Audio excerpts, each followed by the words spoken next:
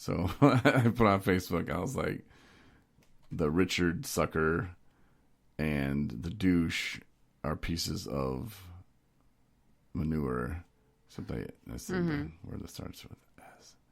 So yeah, and they were, and so this cop shows up and he's like, yeah, well, you gotta stop saying stuff on Facebook. I was like, it's freedom of speech, bruh. And I think my mom even got into it too, and she's, well, yeah, but and he's like, well, this is slander. I'm like, well, they are pieces of that, and I can prove it. So that's not slander. And then I think it was my mom, chimed in, was like, yeah, well, if it was slander, then Richard Sucker, which of course what Richard's long for. Yeah. Dick. And so that and douche, if that was their real names, and maybe that would be a problem. And the cop kind of was like, well, yeah. And I was like, yeah, man. And I didn't say anything about, them snagging people from the park or anything. I just said that they were pieces of, so the cop kind of laughed and was like, yeah, you're right. And I was like, well, have a good day. Get off my yard. Thanks. But yeah, Ron was like, yeah, he was like, I wanted to call you and just tell you to stop, bro. But he's like, I couldn't. It was too much fun to watch. And he mentioned some other people's names that I guess they were just loving it too. They're like, thank God, finally someone's saying this.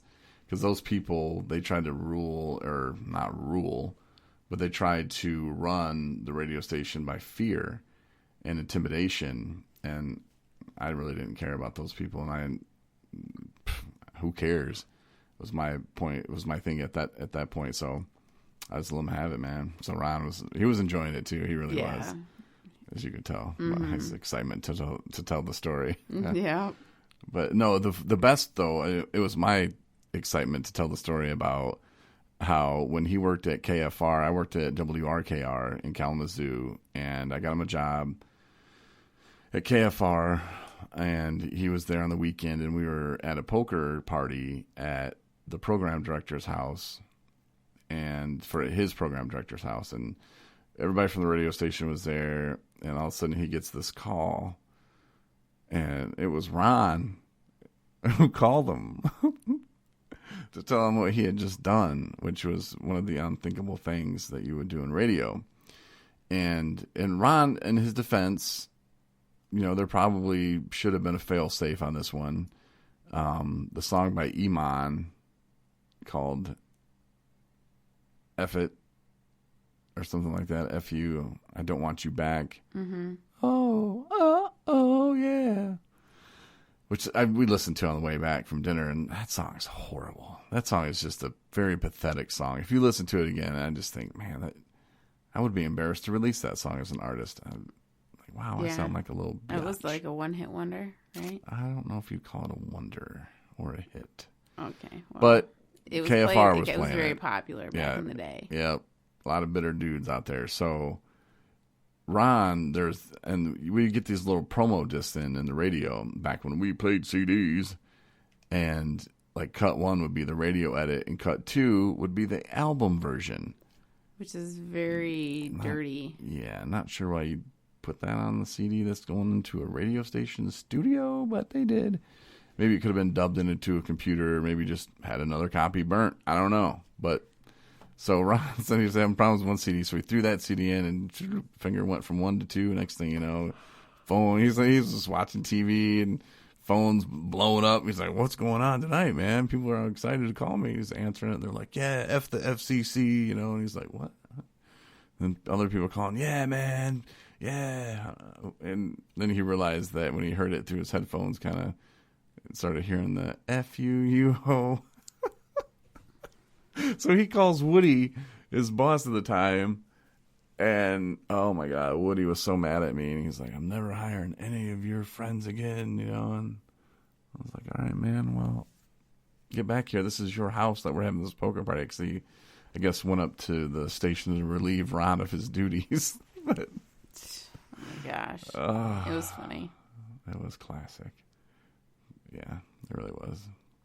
So, so Ron Janice, congrats on your 10 years, and it was great seeing you again. And, it's almost like that, too, and Ron said that as well. He's like, yeah, there were times in the past where you kind of, left me hanging, you kind of flaked out on me, and, I was in active addiction at the time, so it doesn't surprise me that, I left somebody hanging or told them, yeah, I'll be there, and then just kind of never showed up. But yeah, something that I had to help a woman with today, and I don't know how you're going to feel. I'm not talking to you, Marney. I don't know how you're going to feel about me if, I tell you this, but I figure I might as well. It could help somebody down the road. So, and this isn't a game that I started. This is a game that somebody started, and maybe it's a game, maybe it's not, but there's rules to when you go into treatment. And these rules I'm talking about are, detox. And I've seen from my past experiences from being in treatment and from working at them from time to time, I've seen people come in, to the treatment with, all kinds of problems. And one drug that people use that have a hard time with is meth. And when you're on meth, it really messes your brain up, man. And the insurance companies won't pay for detox for someone who is coming off of meth. They say that there's no drugs they can give them, and it's nothing that they're going to die from. They just want it really bad.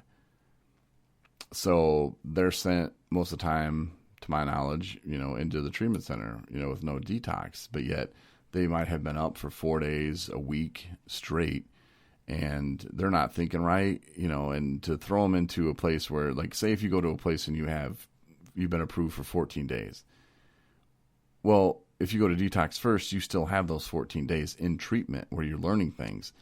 If you just go right into the treatment, well, you're going to take 4 days to just get caught up on your sleep, and it's going to take you some time to get used to things. The next thing you know, boom, you're out. And I just don't think that's fair. Addiction is addiction, and just because somebody at an insurance company says, well, we're not paying for that, I think that's wrong. And I think that really needs to be changed.